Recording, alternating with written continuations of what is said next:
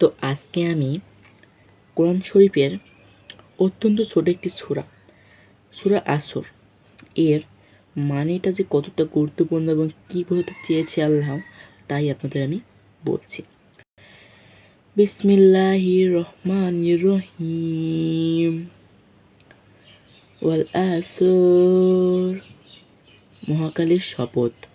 মানে আল্লাহ মহাকালকে শপথ করে বলছেন যে ইন্নাল ইনসানা লাফি খুসরিন, নিশ্চয়ই মানুষ ক্ষতির মধ্যে আছে। ইল্লাল্লাযীনা আমানু ওয়া আমিলুস সলিহাতি ওয়া তাওয়াসাউ বিল হাক্কি ওয়া তাওয়াসাউ বিস সাবরি। কিন্তু ওরা নয় যারা বিশ্বাস করেছে ও সৎ কাজ করে এবং পরস্পরকে সত্য সম্বন্ধে উপদেশ দান করে এবং ধৈর্য সম্বন্ধে উপদেশ দান করে।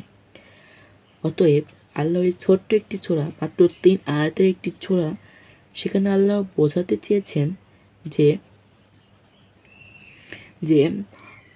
সেখানে আল্লাহ বলতে চেয়েছেন যে আল্লাহ মহাকালকে শপথ করে বলছেন নিশ্চয় মানুষ ক্ষতির মধ্যে আছে, কিন্তু ওরা নয় যারা বিশ্বাস করেছে ও সৎ কাজ করে এবং পরস্পরকে সত্য সম্বন্ধে উপদেশ দান করে এবং ধৈর্য সম্বন্ধে উপদেশ দান করে। কারণ এখানে আল্লাহ মহাকালকে শপথ করে বলছেন যে নিশ্চয় মানুষ ক্ষতির মধ্যে আছে। এখন আমরা কেউই চাই না যে আমরা ক্ষতির মধ্যে থাকি, তো বেশি কিছু করা লাগবে না।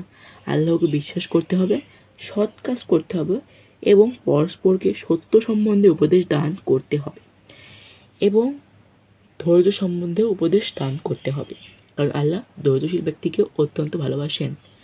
তো আমরা নিশ্চয়ই ক্ষতির মধ্যে থাকতে চাই না, তো অতএব আমরা এই 3টে কাজ অবশ্যই করব।